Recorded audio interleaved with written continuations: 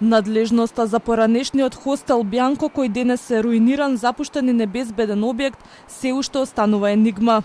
Не се знае чиј е објектот кој со години пропаѓа во самиот центар на градот, додека жителите реагираат на небезбедни услови. Институциите немаат конкретен чекор за негово отстранување, затоа што и самите признаваат дека е нејасен имотно-правниот статус.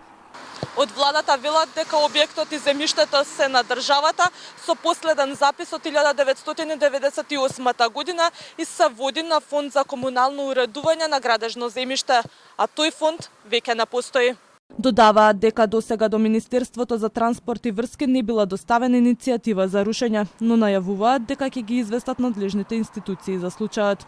Во Министерството за транспорт и врски нема поднесено иницијатива за рушење на објектот, но владата ќе ги информира Министерството за транспорт и Министерството за животна средина и просторно планирање, од каде очекуваме да проследат до соодветните инспекторати да извршат увид и да постапат согласно нивните надлежности.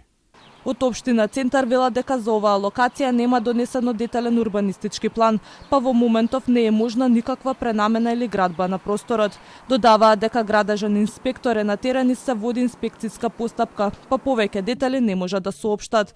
Во меѓувреме, додека институциите ја утврдуваат надлежноста врз објектот, жителите остануваат да живеат покрај руина, за која велат дека е сериозен, безбедносен и здравствен ризик. Се шири и непријатна миризба, а на собраниот отпад е причина за појава на стаорци.